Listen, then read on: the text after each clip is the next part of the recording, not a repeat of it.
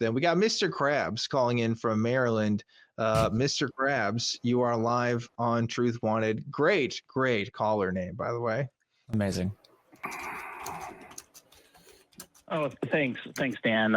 Thanks, Eli, for having me on. I do want to make one clarification because I actually had called before, and the call screener put me down as Mr. Krabs, like a SpongeBob character, but I'm from Maryland, and so it's Krabs. You know, like they did put a C. They did. I noticed that, and I wasn't sure if that was on purpose or not, but now I know for sure. So thank you for that, Mr. Krabs. No, that was absolutely on purpose. Okay, good. To talk a little bit, I wanted to talk a little bit on the chat poll, about AI. And while I'm far from an expert, I have been looking into it, and I actually do run models on my computer, poorly. But the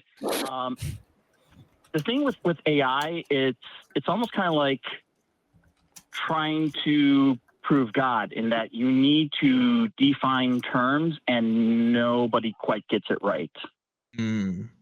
Okay. I'm listening. So I'm unfortunately I'm not going to be able to define terms too much right here, because that would be like a 3-hour phone call, and nobody wants that. But one thing that you need to know is that what we're seeing with ChatGPT, with Midjourney, with all of these kind of creation type things that are being released to the public and being integrated into operating systems and all that, it is not AI. It is not machine learning, is another term that kind of goes hand in hand with what AI kind of is. Okay? So... Okay. You're saying ChatGPT is not AI? It's not AI. It's trying to mimic kind of like human speech and human ideas, but one of the things that they're talking about creating these models is that it's being trained, and it's being trained on copyrighted materials. It's being trained on things that we generate. And so it's not its own intelligence. It's just kind of reordering, restructuring our intelligence.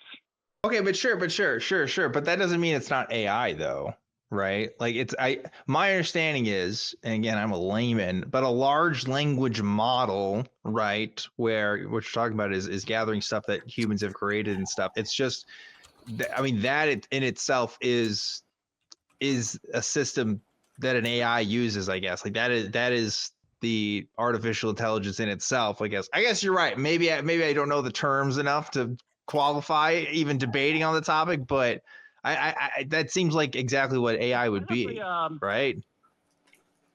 It's kind of like the 1,000 or the million or the billion monkeys on the typewriter, okay? Like, where is that intelligence eventually coming from? Or are you just kind of throwing data at the wall and seeing what sticks? And so when the chat poll talked about regulation of AI, and I think that there absolutely should be. If we're going to make like an actual AI, something that can create originality. You were talking about movies. What happens if movies or TV shows are now all of a sudden created by this AI and all that? It cannot use what has necessarily come before it. It needs to create its own, just like us over the millennia have created our own intelligence until recently, and we're just regurgitating Marvel stuff. But if we're going to have like true actual AI and call it that, then the first thing we need to do is make sure that it's not, quote unquote, trained on something that we do. We need to, you give it guiding rules, sure, but it cannot use copyrighted works. And that's where the problem is coming in right now. It's this music industry, this AI track sounds so very like, I've heard one where all they did was they took the lyrics for Imagine and put it on some really weird beats track that just sounded so weird, and they're passing out, oh, this is an original track. It's like, no, it's not. Yeah, yeah, I hear what you're saying. I do think we're splitting hairs a little bit here because, like, just because, like, oh, the AI is taking things that already exist and transforming, like, I don't think that disqualifies it from being an AI. I'm pretty sure that's still AI on some level. But you know, let's take that fact aside. If we truly made a rule, or if we truly made a system where we said, look, we're not going to have any AIs produce anything of any copyrighted material unless it's done by the copyright owner, you have two problems. One, there's a lot of stuff that's in public domain that can still get you pretty far with doing some things. I don't know if that's a problem or not, right? But it's still like makes it harder for people who are like, let's say you're in the business of making classical music, right?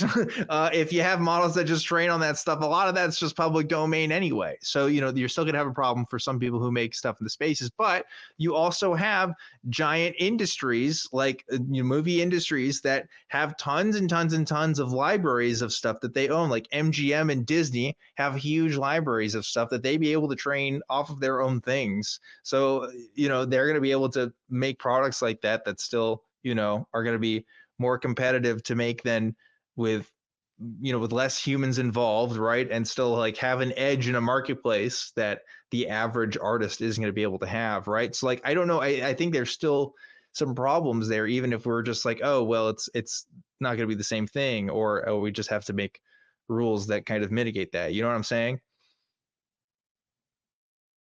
Well, there are some rules already kind of in place when you're talking through academia, where if you write a paper and you're using some other kind of works, is that you cite your sources. Right now, AI isn't doing that, or these large language models aren't doing that.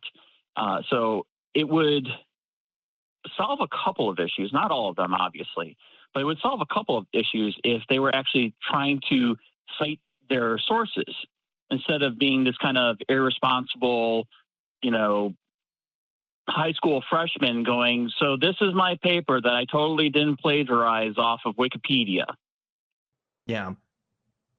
Okay, yeah, and I was starting to wonder kind of like what context you were thinking in, because I think like there are things that we know. Like if you think about the way that we generate language, it's basically the same. We have learned how to use language from our experience. We were trained on it throughout life, growing up, learning how to use language, and now we just use the things that we know to generate words that mean the things that we know.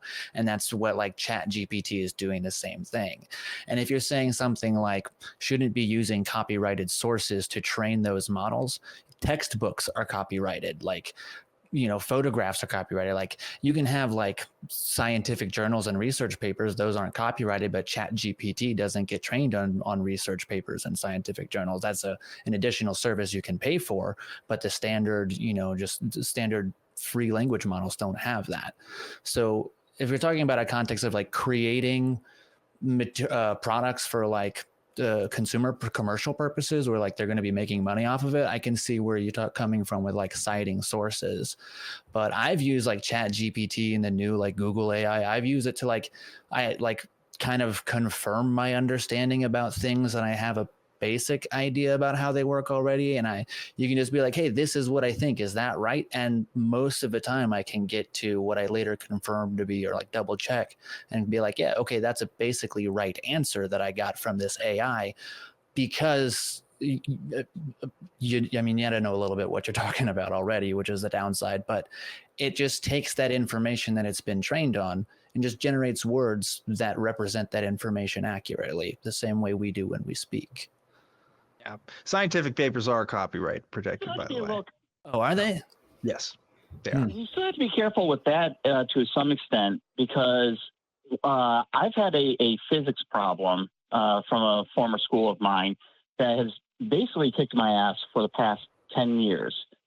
And mostly because it's missing a variable or two to adequately answer the question.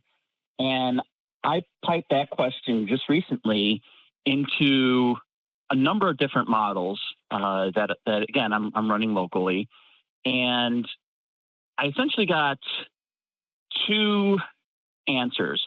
One would say that, oh, well, the block at the end, and I'm not going to go through the entire question. It's just the answers were more important in this scenario.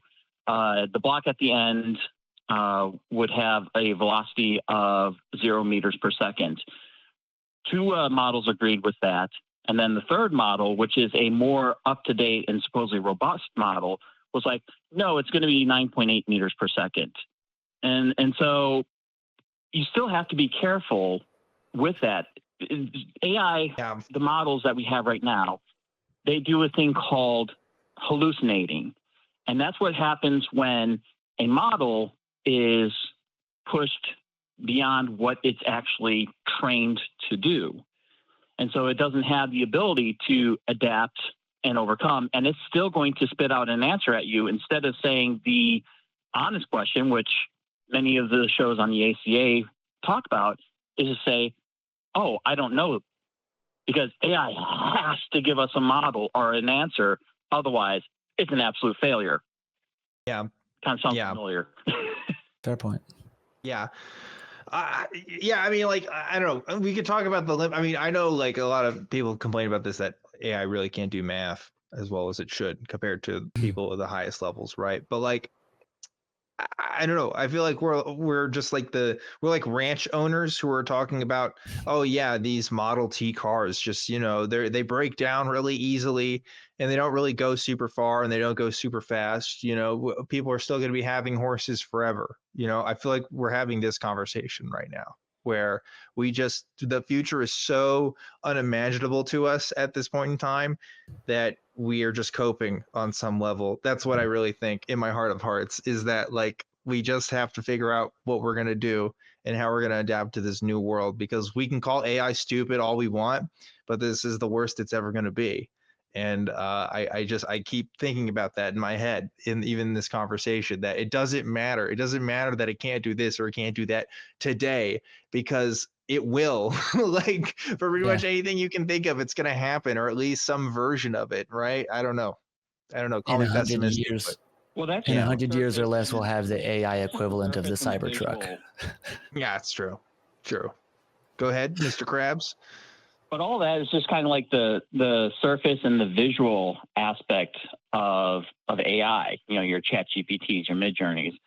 There are other AIs that have been working for us for years, decades, even. Yeah.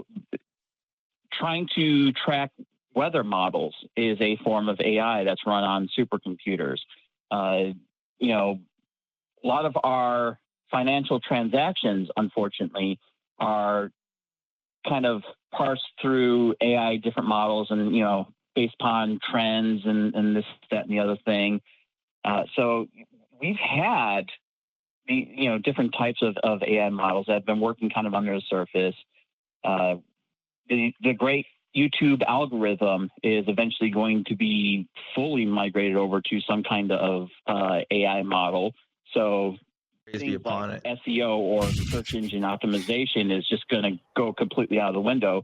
And some argue that it already has, now that you have that little AI blurb at the top of your Google results. And it's like, oh, okay, well, I'm just going to stop there. And I've seen some videos of, flat earthers trying to say, oh, look, this first Google result, which isn't a result, it's a blurb, that proves my point, and they don't bother clicking any deeper than that. So we're already kind of seeing where these algorithms are still in our daily life. They use algorithms for city planning, for building houses,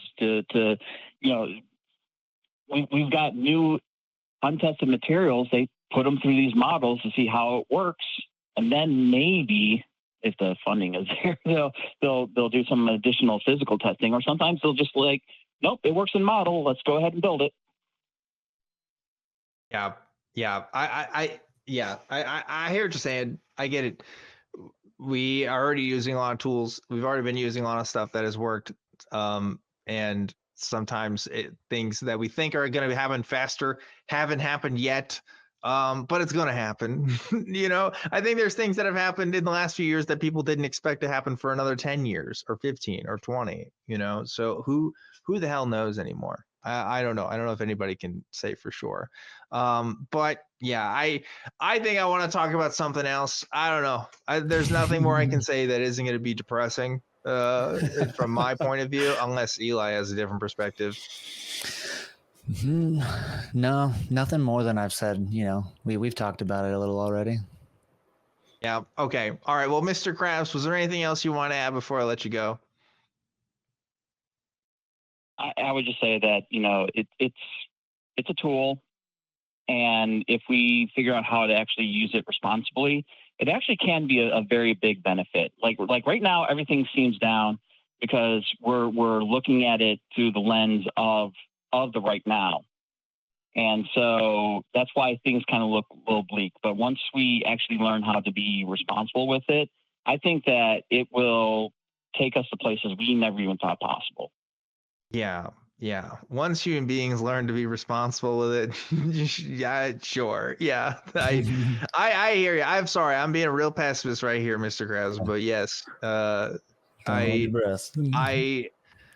I can be optimistic. Sure. It's definitely going to do some amazing things, but we have yet to even imagine the horrors that we could beset upon mankind with tools that we are currently developing, I think. But anyway, thanks for calling, Mr. Krabs. I do appreciate it.